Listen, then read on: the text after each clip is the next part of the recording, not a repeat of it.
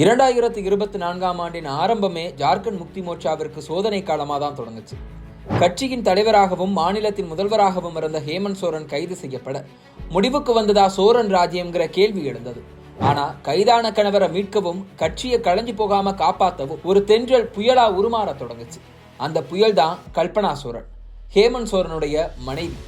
1985ஆம் ஆண்டு மார்ச் 3ஆம் நாள் பஞ்சாப் மாநிலத்திற்கு உட்பட்ட கபூர்தலா மாவட்டத்தில் பிறந்தவர் தான் கல்பனா சோரன். கல்பனாவுடைய தந்தை ஆம்பா முர்மு ராணுவ அதிகாரி. அவரோட சொந்த ஊர் ஒடிசா மாநிலத்துக்கு உட்பட்ட மயூர்பஞ்ச் மாவட்டம்.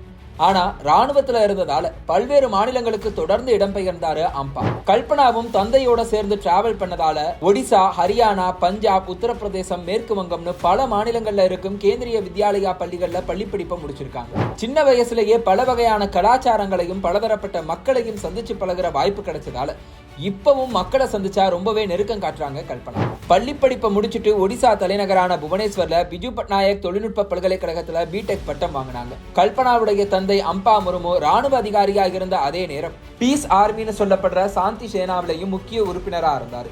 இந்த சாந்தி சேனா என்ற அமைப்பு மக்களின் உரிமைகளுக்காகவும் தேசத்தின் நலனுக்காகவும் மகாத்மா காந்தி வழியில அகிம்சை முறையில போராடின அமைப்பா இருந்தாங்க. இந்த சூழல்ல வளர்ந்ததால பாடப்படிப்பு போல தேசபக்தியும் கல்பனா வாழ்க்கையில ஊறி போயிருந்தது. இப்படி கல்லூரி படிப்பை முடிச்சுட்டு காத்திருந்த கல்பனா சோரனுக்கு அவங்க வாழ்க்கையே மாற்றுற மாதிரி ஒரு வரன் வந்துச்சு. அந்த வரனுடைய பெயர் தான் ஹேமந்த் சோரன்.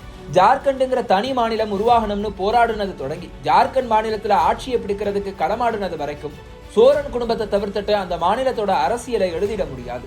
2005ஆம் ஆண்டு ஜார்க்கண்ட் முக்தி மோர்ச்சாவுடைய முதல்வராகவும் சிபு சோரன் தேர்ந்தெடுக்கப்பட்டிருந்தார். இப்படி ஒரு அரசியல் செல்வாக்கு மிகுந்த குடும்பத்துல 2006ஆம் ஆண்டு பிப்ரவரி மாதம் திருமணம் செஞ்சு போனாங்க கல்பனா. அரசியலுக்கு கொஞ்சமும் சம்பந்தம் இல்லாம வாழ்ந்துட்டு இருந்த கல்பனாவுடைய வாழ்க்கையில டேர்னிங் பாயிண்டா இருந்தது அவங்களுடைய திருமணம் தான். அதே ஆண்டு பிப்ரவரி மாதம் திருமணத்தோட சேர்த்து புது மாப்பிள்ளையா தன்னுடைய முதல் சட்டமன்ற தேர்தலை சந்திச்சாரு கணவர் ஹேமந்த் சோரன். தும்கா சட்டமன்ற தொகுதியில போட்டியிட்டவர் 3வது இடத்தை பிடிச்சு தோல்வியை சந்திச்சு திரும்பி வந்தாரு. திருமணம் முடிஞ்சிட்ட பிறகுதான் புனேல இருக்கக்கூடிய சிம்பயோசிஸ் சென்ட்ரல் டிஸ்டன்ஸ் எஜுகேஷன் மூலமா MBA முடிச்சாங்க கல்பனா சோரன்.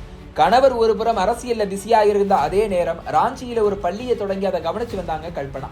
அதோட இயற்கை விவசாயமும் செஞ்சு வந்தாங்க. இப்படி குடும்பம் பிசினஸ்னு இரண்டையும் மையப்படுத்தி மட்டுமே 18 ஆண்டுகள் கல்பனாவுடைய வாழ்க்கை இருந்தது. அதே நேரம் ஹேமந்த் சோரனுடைய வாழ்க்கை அரசியல்ல பல சவால்களை கடந்து ஒரு உச்சத்தை தொட்டு இருந்தது. இந்த நேரத்துல தான் கல்பனா சோரனுடைய வாழ்க்கையில 2வது டேர்னிங் பாயிண்டா வந்து சேர்ந்தது ஹேமந்த் சோரனுடைய கைது.